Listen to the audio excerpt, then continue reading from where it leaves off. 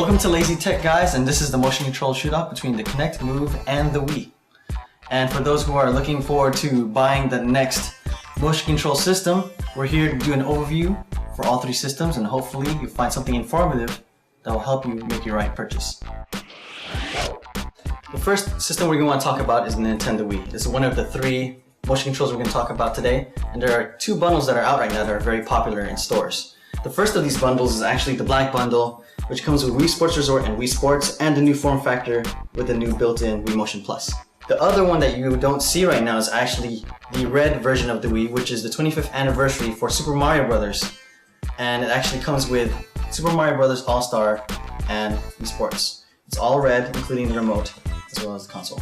The Nintendo comes with the console, the Wii Motion Plus remote, which is included with the Wii Motion, and the nunchuck, the two games, and the console itself. So it's perfect for just one player. And of course, the sensor itself. There really isn't much requirements. One of them is two AA batteries, which they mostly come with, and nunchuck, which it comes with, but that's mostly for one player. If you're going to play with two players, you're going to need to get an extra one of these and an extra one of these. And the only thing that you'll need is another set of AA batteries.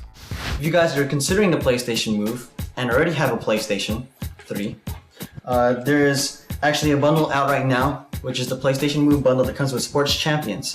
And the Sports Champions bundle actually comes with the PlayStation Eye, the PlayStation Move controller, and the game itself.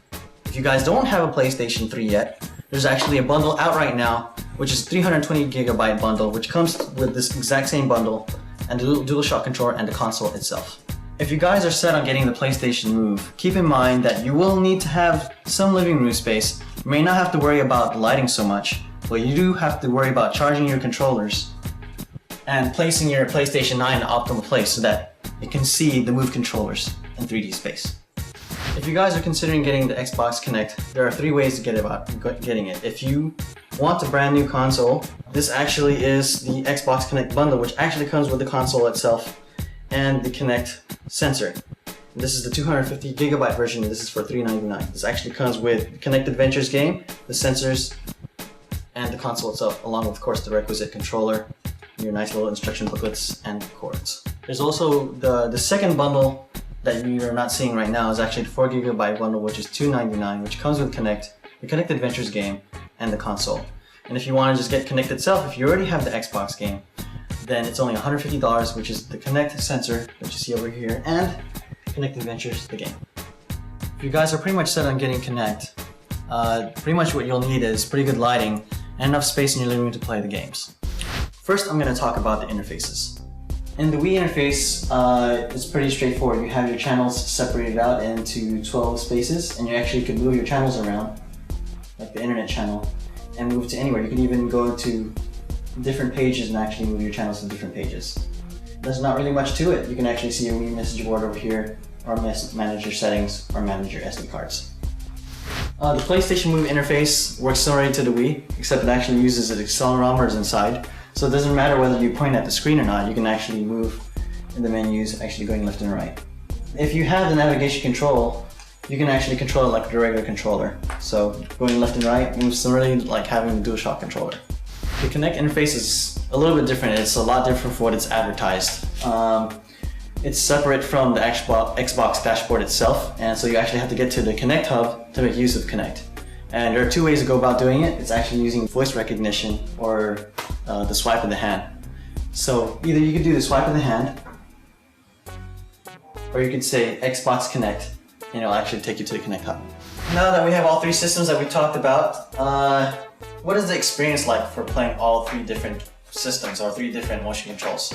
Before we went into it, I was thinking of what games are actually across all three systems, so we could actually see what the experience is like for that particular game. So for right now, since a lot of people have been playing tennis, I was thinking about volleyball.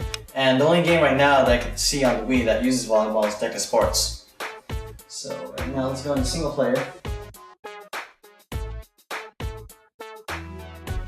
Here on volleyball. Of course, using motion controls with volleyball may be different for each system. For now, I think you probably have to hold the control like this as if you're bumping on the ball. So I guess you have to just play volleyball like that. Works well. comes up, and I just hung it and hit it. Pretty straightforward. Ooh, didn't get that one.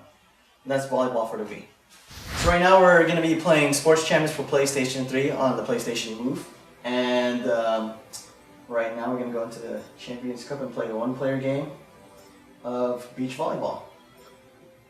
And I am right-handed. I'm using one motion controller. If you have two motion controllers, you can use two. And I'm going to go ahead and choose my guy. Let's use Dallas for now and play. And here's the calibration process. So press the motion move button to continue. So this,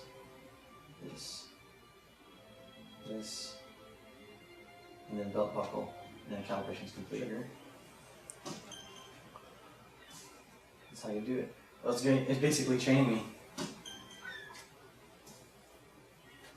So I basically hold the trigger and insert it. Pretty sensitive. If I want to start the other side too, I should probably get it there too. And it does. There you go. Okay, so I'm going to serve underhand.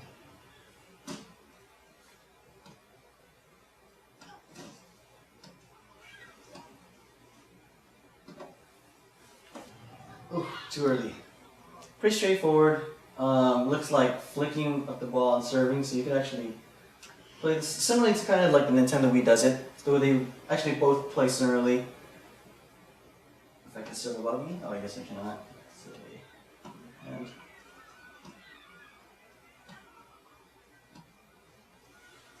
okay, he's going to set it up for me and I'm going to try to slam this thing. I cannot do it. I didn't even need to jump on that. It just felt like I had to. And that's beach volleyball for the PlayStation Move. And this is beach volleyball for Kinect.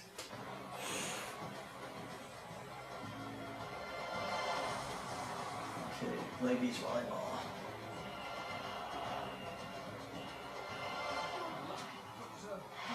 Let's get into it. Let's get into it. How to play. Toss the ball upwards. Toss the ball up. And hit it with your hand as it falls. So, just like real volleyball motion.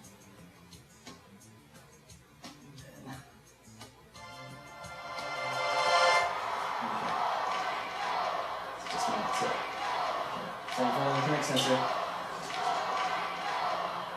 Everyone looks set, so let's get this match underway. Great serve. Gotta spike it after a set like that. What a block! Can you do that?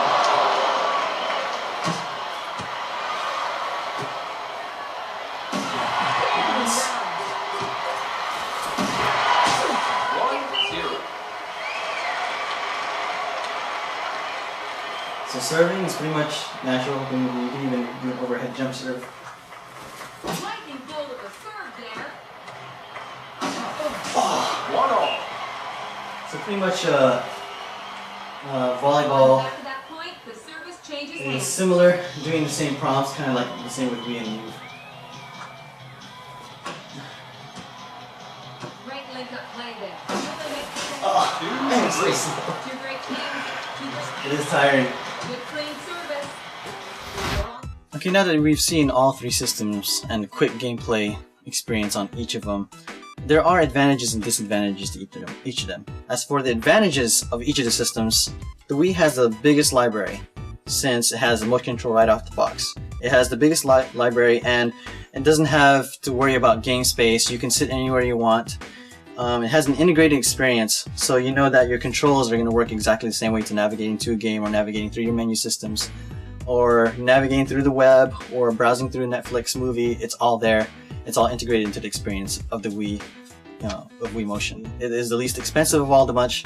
You probably will get more out of your money from a 2-player or 4-player experience since each of the controls combined with the games are going to be a lot less. Between the Xbox 360 and the PlayStation 3, the Wii would probably be the most economical. The disadvantages for the Wii, it is considered probably the least realistic of the bunch, and there's a lot of shovelware to wade through, and it relies heavily on first-party games like Metroid and Super Mario Brothers and all that other good stuff from Nintendo. It also is a SD console in the HD world. As for the Move, its advantages is it has probably the closest accuracy in terms of using motion control, and it's definitely aimed for more of the hardcore audience. So you'll probably see more games like first-person shooters and RPGs and real-time strategy games like Ruse, which just came out recently, and it takes full advantage of precise movements and precise selection, and takes full advantage of the PlayStation Eye and the movement of where your move control sits in that 3D space. It's also obviously in high definition, and in my personal opinion, is probably the fastest, and in terms of the least amount of lag from the three systems. The PS3 also has its own disadvantages. It's the least unique of all of the systems, and pretty much does same thing what Nintendo does, except, you know, in high definition. Controls must still be in camera view and in constant calibration, as you've seen in the previous gameplay demonstrations. Currently doesn't have the best launch titles out there, and all the old titles that are out there right now that want to take advantage of it has to be patched. The other thing too is the sloppy crossbar navigation, as I demonstrated to you earlier, which uses the accelerometer instead of a very plain cursor or a hand cursor being used in the actual interface itself. For Kinect, the biggest advantage is that it's completely controllerless. So each of the gameplay experiences are the most natural out of all the systems. So doing a bump on volleyball, as you've seen, is not just using a device. You just, you know, bump the volleyball as you would in real life, and serving the volleyball as you would in real life. And the same thing with some of the more other games like boxing that would probably take advantage better of in Kinect than it would maybe in the other systems.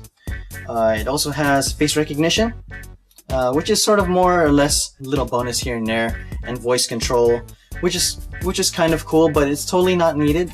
But I'm just hoping that Kinect, even though it still seems incomplete as it is, would probably provide a more different experience. The disadvantages for Kinect: the Kinect hub, which is actually a separate piece from the Xbox 360 dashboard, is completely separate, and it has to be activated separately through voice control or through waving of the Kinect. Navigation experience is dependent on the game space and clothing. If you're going to be in a darker room, or your clothes are closer to the color of your couch or to your wall, Kinect might have some issues.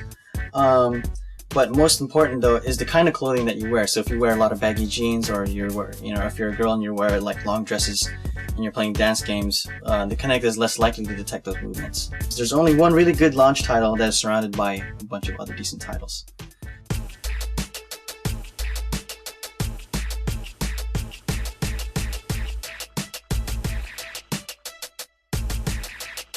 If you guys have any different experiences between, or you would like to add on to what you've just seen from our motion control shoot-off, you could send your questions or concerns to comments@lazytechguys.com.